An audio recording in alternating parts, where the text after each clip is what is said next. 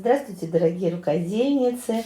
Сегодня я решила достать свой старый свитер, начала перекладывать, перерывать вещи и нашла старый, я не знаю, джемпер или свитер. Из хлопковых ниток он связан. 100 лет назад я его уже покупала и уже тоже 100 лет не ношу. Просто срезаю все швы. Хотела сначала распарывать, но посмотрела, они тут оверлочены. Решила не заморачиваться. Я никогда еще не шила из вязаных вещей, то есть ничего не разрезала вязаного, поэтому не знаю, как у меня будет все. Вот сделала вот такой прямоугольник, это из рукава. И я думаю, для того, чтобы дальше можно было с ним работать, чтобы он не сыпался, не расплетался, не распускался, нужно обработать его, проклеить дублерином в заднюю сторону. В результате я проклеила вот из рукавов прямоугольники, вырезала и проклеила их. Где-то у меня обрезки клеевой, но как бы все равно функционально. Они еще немножко тянутся, но уже не так сильно, уже с ними можно работать. Девочки, я еще на оверлоке обработала, у меня тут были только черные нитки, но я не стала заморачиваться. И я их хочу еще украсить. Я вот отмечу полосочку вот так карандашом, видно, да, ее? Ну и вот столько же в центре. И я вот этот вот центр буду украшать вышивкой. Посмотрю, я никогда не вышивала на вязаных вещах, но попробую. Вот по этим линиям, которые я отметила, я вышью козликом, чтобы отделить вот это мое пространство для вышивки.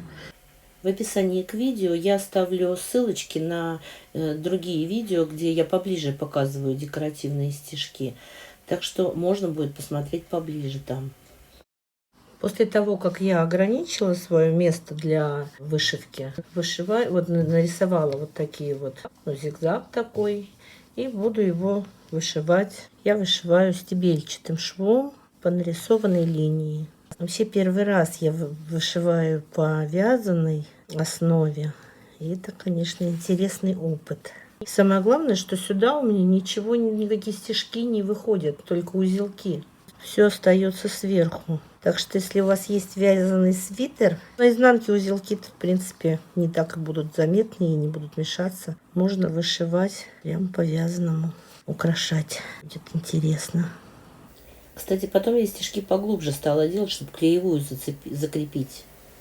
Но я стараюсь побыстрее все показывать, потому что весь процесс вышивания достаточно долгий.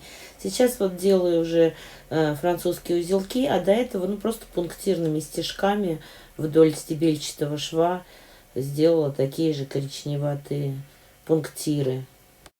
Доделала французские узелки. Девочки, я никогда не знаю, что я буду делать дальше. Я когда начинаю вышивать, у меня никакого плана нет. Поэтому я вот просто посмотрю на то, что получилось, и еще что-нибудь добавляю. Как-то так вот я делаю.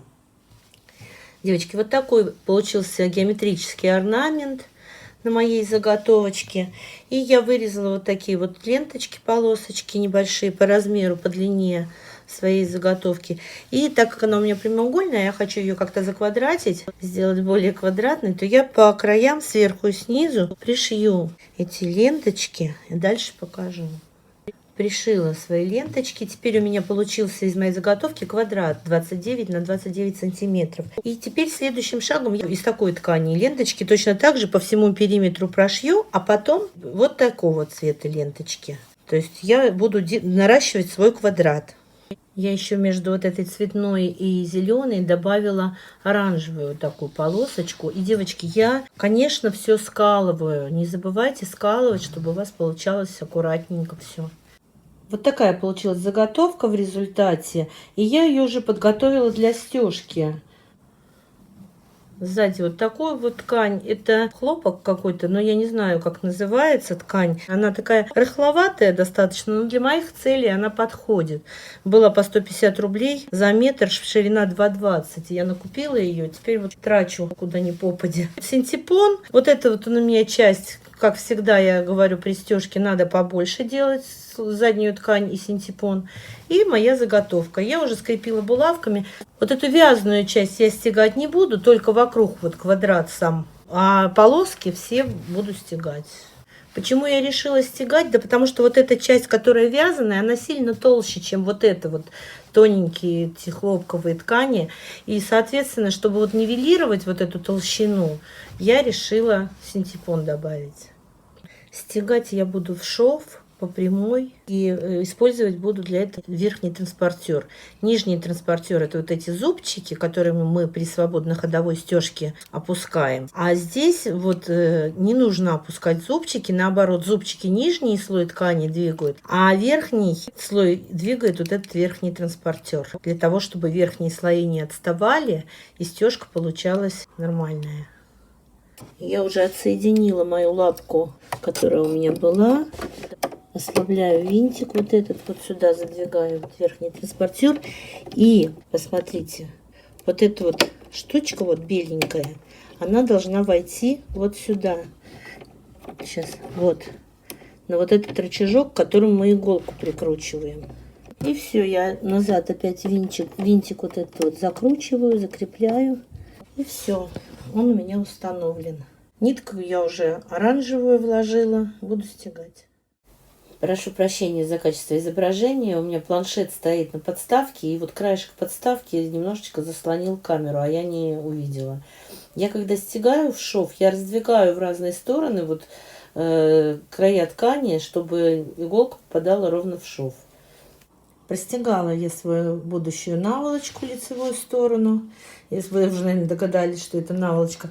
Но если я первый вот этот квадрат вязаный стягала в шов верхним транспортером, то потом я взяла лапку для свободной ходовой стежки и просто вдоль шва волнистой линией, а не ровной, получается так гораздо быстрее. Сейчас изнаночную сторону покажу. Конечно, далеко от совершенства, есть защипчики, но так как это будет изнаночная сторона наволочки, то я сильно не переживаю. Вот волнистыми линиями на изнанке это хорошо видно. И я вырезала уже заднюю сторону наволочки и подшила краешки. Я не буду на этом останавливаться, я ссылочку на видео оставлю, где я это вот буквально на днях делала. И все снимаю. Складываю по размеру моей наволочки. Очень удобно, то что без молнии, не надо и денег тратить на молнию, и делается гораздо быстрее. Я прям полюбила наволочки с запахом. Сверху укладываю по размеру свою лицевую часть. И я уже вырезала кант. Как кант делать я показывала тоже в прошлом видео. И тоже останавливаться на этом не буду. Просто начну его пришивать и вернусь, уже покажу готовый результат. Но сначала, конечно, прежде чем пришивать кант, надо все сколоть, чтобы вот эта вся лицевая и изнаночная стороны уже крепко друг за друга держались. Получается, что я кантом буду скреплять между собой вот переднюю и заднюю стороны. И чем хорошо такое соединение? Тем, что у меня нет открытых швов. То есть мне не надо не оверлочить их, и внутри никаких ниток не будет торчать. Все будет красиво и с лица, и с изнанки. Ну все, я дошила. И у меня, если помните, это было 2 рукава, поэтому я шила сразу 2 подушечки. По-моему, нормально. Хорошо смотрится, интересно, необычно, связанный вставкой. У моей мамы 30 декабря день рождения, юбилей, будет 85 лет. И я подарю ей вот эти 2 подушечки-думочки. Если вам понравилось это видео, ставьте лайк, пишите комментарии. Если вы еще не подписаны, подписывайтесь на мой канал. И спасибо всем, кто досмотрел до конца.